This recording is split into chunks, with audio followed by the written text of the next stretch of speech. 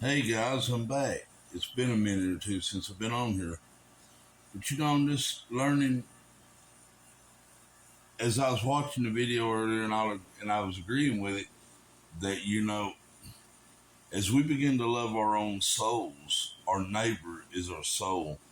As I begin to see bring as I begin to learn to love my soul, my wife, which is my soul, with all my heart and in my spirit, and bring these two back together as one being, my Adam and my Eve. I was taught on this many times before. Your Adam is your spirit, which is Christ. It's not about two physical beings. It's not about two trees, good and evil. It is about male and female, your masculine, your feminine. You must learn to love both sides of yourself, your soul and your spirit, and see them as one, because they truly are one. And we truly are one with the source, which is love. And once you see that, you'll begin to love everything, and you'll see that same love. You look for it in everything else. And the reason why I think most of us don't see it when we look in others is because they haven't learned the truth yet about that, about themselves. They haven't explored themselves. You've got to learn to embrace even your bad time, your darkness at times, and learn to bring it in and love and nurture it and bring light to it. I've really grown within the past 30 years, and I've become to mature myself. And I love everyone. I've been missing you guys, the heck out of you guys. But there is a universal vibration going on, and there is a thing going on behind the veil that most don't comprehend or see. There's a shift that's happening, a very paradigm shift. And sometimes I know we don't like change, and most recently I've had to go through some transitions.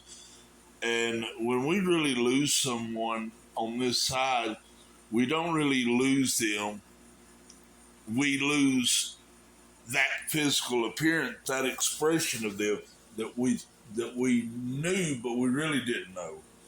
If that makes sense, it's not all in a pretty face. It's not all in appearances. It's in that spirit. It's in that what's within them. It's in that nature. You learn to love that nature. You learn to respect that nature of love that dwells within all. If we're not seeing Christ, years ago I was doing ministry because I used to be Pentecostal, from the Pentecostal background, and different until I repented. I've always said there's always room for repentance. What does true repentance mean? It doesn't mean for you to feel sorry because you're a no count person. For nearly half my life, I believed that lie that I was no good, and I lived out what that lie I believed about myself, and that I wasn't a loving person. That was a lie, what I was manifesting. That was not the truth. It was a deception. It was a devil, an imagination, an image, a creation that I had created. I created my own devil, my own God and my own devil, basically, my own heaven and hell, my own state of being that I was in. But I had to learn some things. And I had to go back and research and search my soul, and I still continue to search my soul. But I've come to realize that not everyone's on the same journey at the same time.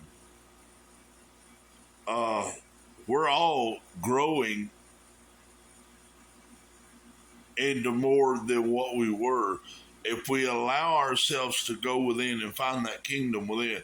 And I'll never stop teaching kingdom, of the gospel of the kingdom. I'll never stop teaching about the Christ, the Son of the living God, because that is your true identity. Gaia and all these other things are not your true identity. They're shadows and types and titles of different deities, but they're not the true deity. The true deity is divine. It is neither male nor female, but it is at the same time. It is soul and spirit becoming one again. It is moon and sun becoming one. Uh, it's all things coming back through that which it came out of. It wasn't just a conscious mind, folks. It came out of the mind of a creator that was male and female both. He was soulical. He had a soul. He had a spirit. It was a spirit that it was life that we emanated out of. It was this father. Father birthed us out of his motherhood, if that makes sense, out of his womb. This woman, this soul, I saw its fire and joy just, and I came and inhabited it. I came and wrapped myself in light. This is light, folks. This is not darkness. I am light. I've always been light. Let there be light. And the earth was so. The earth, this body you dwell in, it was without form. It was void. It was empty. It had nothing. It had no light in it. It had no love in it until Father spoke into Mother's womb and said, let there be light in that body. Let there be life in that body.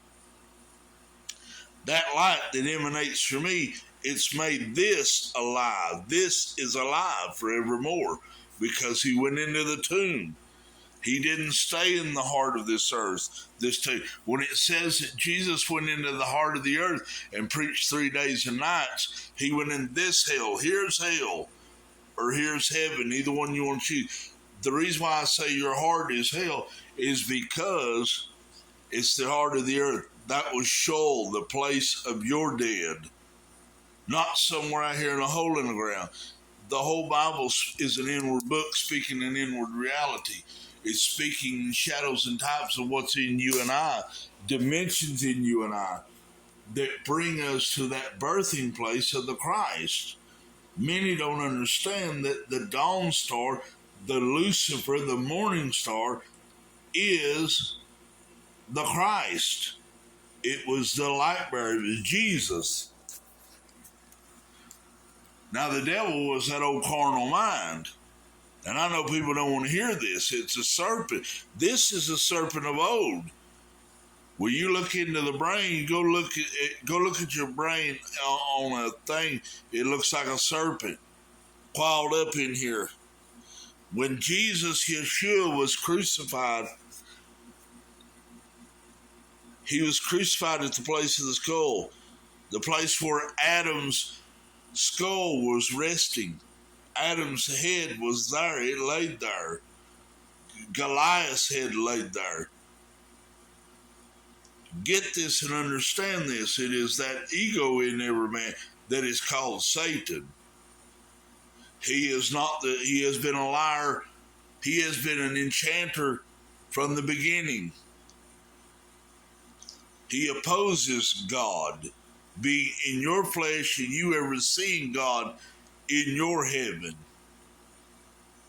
Heaven and earth, he went into the heart of the earth for 3 days and nights, and it said he preached to the captives, and many which slept from Abraham on came out. What do you think happened in Adam's day? The Bible speaks in another part in the Old Testament where it said the waters of the Jordan had rolled all the way back even into the city of Adam. What was the city of Adam? Right here, the city of Adam, the Garden of Eden. That was Adam's city, from the Garden of Eden, the place of your birthing, from the place of rebirth. Oh,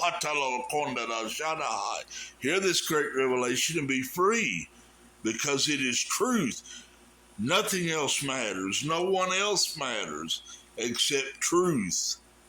Coming into that unified, true, universal truth, then you can begin to love others. Then you can progress within your spiritual maturity. God bless you.